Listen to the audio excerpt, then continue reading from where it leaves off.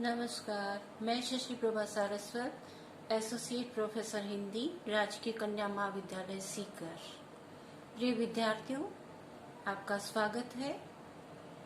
अध्ययन के इस क्रम को जारी रखते हुए हम अपने निबंध आचार्य रामचंद्र शुक्ल के सुप्रसिद्ध निबंध क्रोध पर चर्चा करते हैं।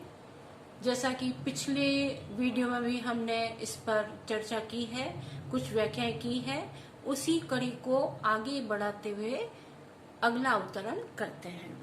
अगला अवतरण है, जिसने दुख पहुंचाया उसका नाश हो या उसे दुख पहुंचे, क्रोध का यही लक्ष्य होता है। न तो ये वह देखता है कि मैंने भी कुछ किया है या नहीं, और न इस बात का ध्यान रखता है कि क्रोध के वेग में जो कुछ करूंगा उसका परिणाम क्या होगा। यही क्रोध अंधापन है। इसी से एक तो मनोविकार ही एक दूसरे को परिमित किया करते हैं, ऊपर से बुद्धि या विवेक भी उन पर अंकुश रखता है। यदि क्रोध इतना उग्र हुआ कि मन में दुखदाता की शक्ति के रूप और परिणाम के निश्चय, दया, भय आदि और भावों के संचार तथा अनुचित के विचार के लिए जगह ही नहीं रही, तो बड़ा अनर्थ खड़ा हो जाएगा। कुछ क्लिष्ट शब्द हैं जिनके अर्थ सबसे पहले हमें करने हैं। कठिन शब्द है परिमित। परिमित का अर्थ होगा सीमित। अंकुश का अर्थ होगा नियंत्रण। वेग का अर्थ लेंगे हम गति, आवेश। उग्र का अर्थ होगा तेज या तीव्रता। संचार का अर्थ लेंगे हम बहना या गतिशील होना। प्रसंग इसका प्रस्तुत अवतरण आचार्य रामचंद्र शुक्ल के सुप्रसिद्ध निबंध क्रोध से लिया गया है।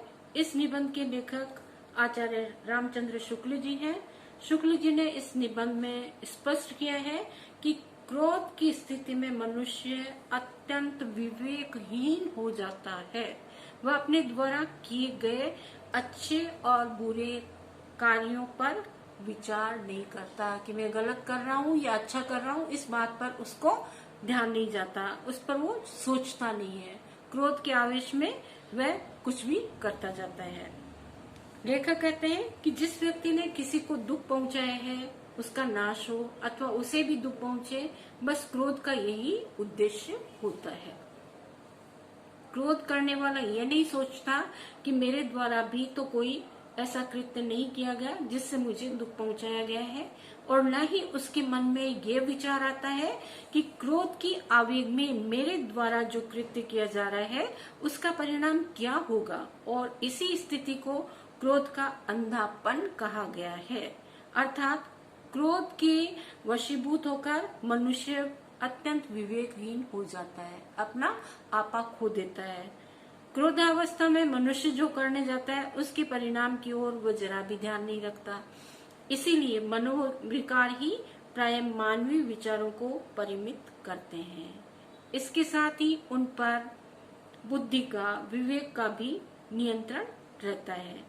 यदि क्रोध इतना तीव्र हुआ कि मन में दुख देने वाले की शक्ति के रूप और परिणाम के बारे में बिना सोचे दया, भय आदि भावों के संचार तथा उचित अनुचित के लिए कोई गुंजाइश ही न बची, तो ऐसी अवस्था में बड़ा अनर्थ खड़ा हो जाता है, जिसका परिणाम अत्यंत भयंकर हो सकता है।